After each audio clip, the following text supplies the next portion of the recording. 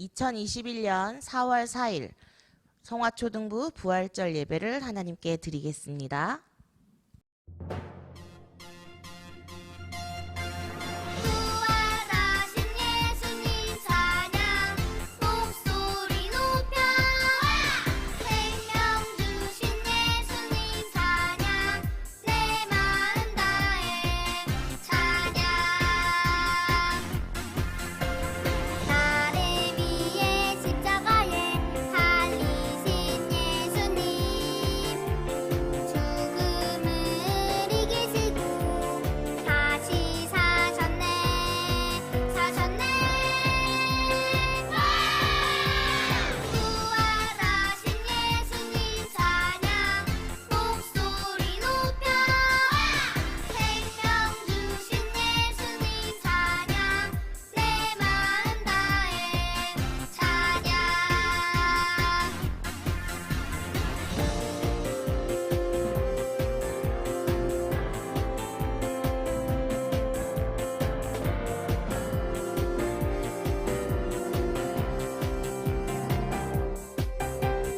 부활하신 예수님 찬양 목소리 높여 생명 주신 예수님 찬양 내 마음 다해 찬양 나를 위해 십자가에 달리신 예수님 죽음을 이기시고 다시 사셨네 사셨네 부활하신 예수님 찬양 목소리 높여 생명 주신 예수님 찬양 내 마음 다해 찬양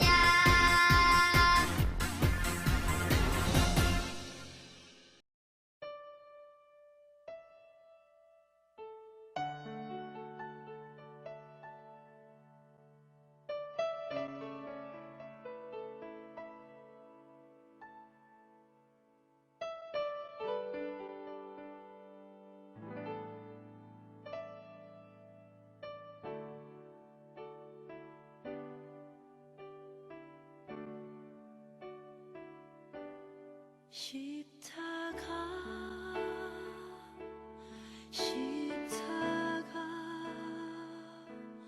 그 위에 나 죽었네 그 사랑 내 속에 강같이 흐르네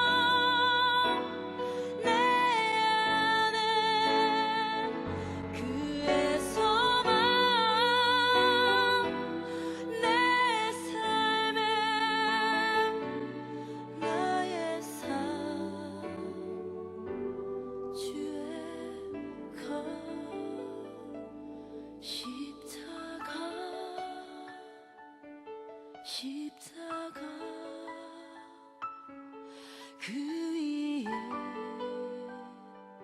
나 죽었네. 그 사랑 내 속에 강같이 흐르네.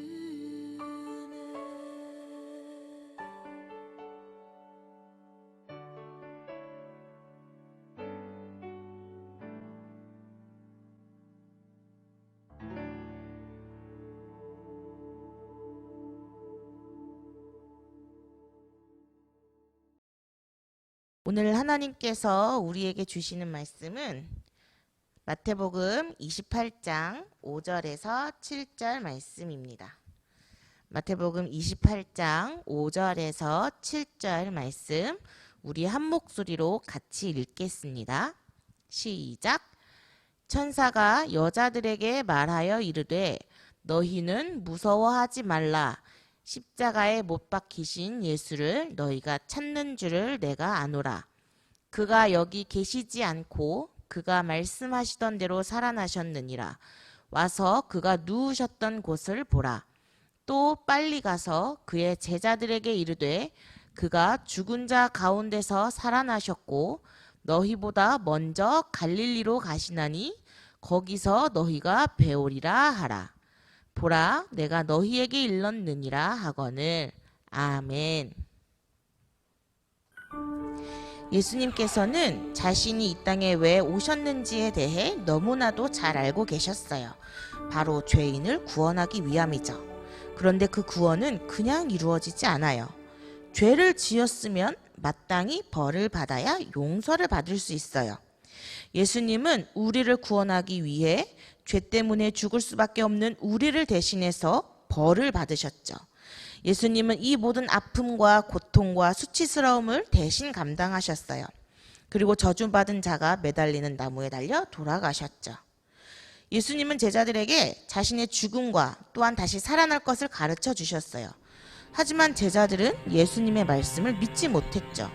요한복음 2장 22절에 죽은 자 가운데서 살아나신 후에야 제자들이 이 말씀하신 것을 기억하고 성경과 예수께서 하신 말씀을 믿었더라 라고 기록하고 있어요. 예수님과 3년간 함께 했던 제자들도 예수님의 말씀을 믿지 못했고 부활하신 예수님을 만나고 나서야 그때 예수님께서 하신 말씀이 사실이었구나. 이제 내가 믿는다 라고 했어요. 예수님께서 십자가에 달려 돌아가신 후 그 시체를 가져다가 장례를 치러준 사람은 아리마대 요셉과 니고데모예요. 예수님의 시체를 향품과 함께 세마포로 싸고 새 무덤에 예수님을 두었죠. 그리고 3일째 되던 새벽 예수님의 무덤 주변에 아주 큰 지진이 일어나고 천사가 하늘에서 내려왔어요. 그 천사는 예수님의 무덤을 막았던 큰 돌을 굴려 치우고 그 위에 앉았어요. 이 장면을 바라본 경비병들은 너무 놀라 움직일 수가 없었어요. 그 사람들은 마치 죽은 사람들처럼 꼼짝도 하지 못한 채 앞에서 일어나는 모든 일들을 다 보았어요. 천사는 예수님의 무덤을 둘러보러 온 여자들에게 말했어요. 두려워하지 말아라. 너희가 십자가에 못 박히신 예수님을 찾고 있다는 것을 알고 있다. 예수님은 여기 계시지 않는다. 말씀하신 대로 다시 살아나셨다. 그리고 빨리 가서 제자들에게 이렇게 말하여라. 예수님께서 죽음에서 다시 살아나셨다. 그리고 먼저 갈릴리로 가셨다. 거기서 예수님을 뵐 수 있을 것이다. 이 소식을 들은 여인들은 무섭기도 하고 기쁘기도 한 마음으로 무덤을 떠났어요. 그때 예수님께서 이 여인들 앞에 나타나셔서 말씀하셨어요. 잘 있었느냐? 두려워 말고 가서 내 형제들에게 갈릴리로 가라고 말하여라. 거기서 나를 볼 것이다. 예수님께서는 정말 말씀하신 대로 부활하셨어요. 마리아가 예수님을 만나는 동안 제자들은 어디 있었던 거죠? 무서워 문을 꽁꽁 잠그고 숨어있던 11명의 제자들은 막달라 마리아에 의해 예수님의 부활 소식을 들었어요.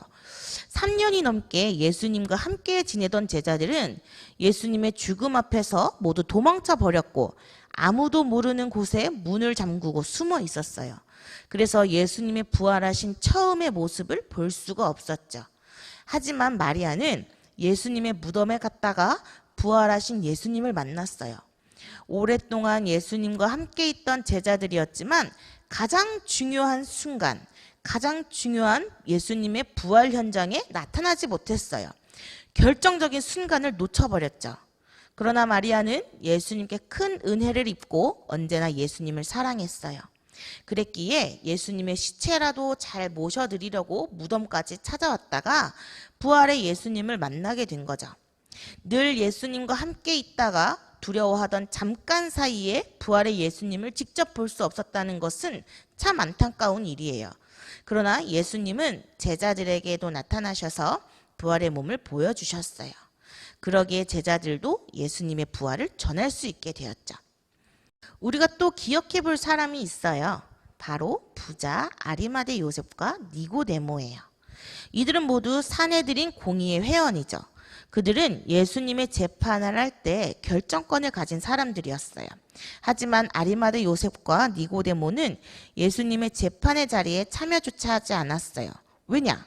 그 재판의 자리에 참석했다가는 자신의 뜻과 다르게 다른 사람들의 의견에 따를 수밖에 없기 때문이에요.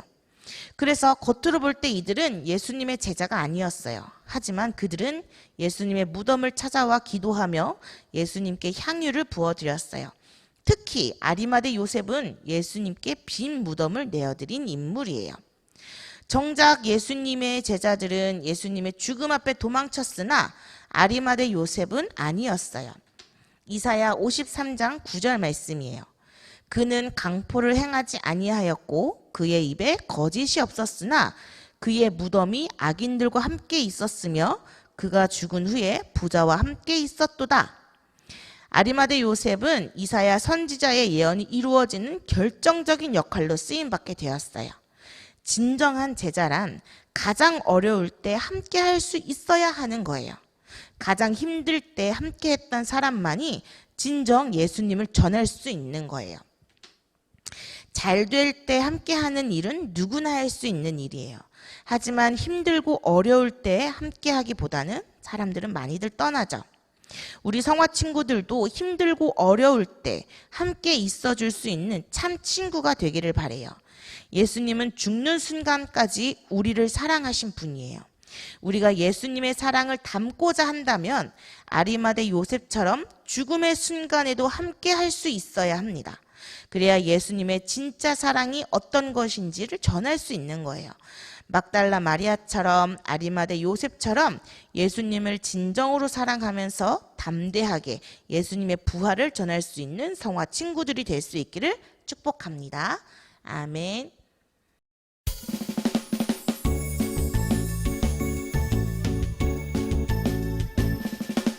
정성 없이 드리는 것 아니죠. 아낌없이 드리는 것 좋아요. 나의 맘과 정성 다해 주님께 즐거이 헌신해요. 주님처럼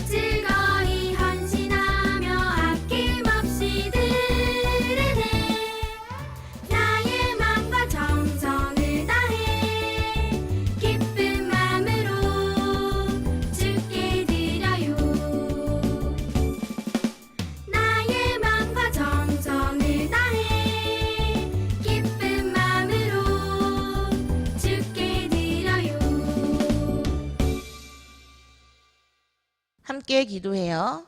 사랑의 하나님, 우리에게 새 생명을 허락하여 주심을 감사합니다. 예수님의 부활이 나의 기쁨이 되게 하시고 삶에서 부활의 능력이 보여지게 하여 주세요. 또한 내가 받은 기쁨을 모르는 사람들에게 전하여서 많은 사람들이 예수님을 믿어 구원에 이르게 하여 주세요. 감사드리며 예수님의 이름으로 기도합니다. 아멘. 알려드립니다. 오늘은 부활주일이에요. 우리 부활의 기쁨을 함께 나누어요. 성화초등부 밴드의 실시간 예배 영상을 송출합니다. 교회에 오지 못하는 친구는 실시간 예배 영상으로 참여해 주세요. 주기도문으로 예배 마치겠습니다. 하늘에 계신 우리 아버지, 아버지의 이름을 거룩하게 하시며 아버지의 나라가 오게 하시며 아버지의 뜻이 하늘에서와 같이 땅에서도 이루어지게 하소서. 오늘 우리에게 일용할 양식을 주시고 우리가 우리에게 잘못한 사람을 용서하여 준 것 같이 우리 죄를 용서하여 주시고 우리를 시험에 빠지지 않게 하시고 악에서 구하소서. 나라와 권능과 영광이 영원히 아버지의 것입니다. 아멘.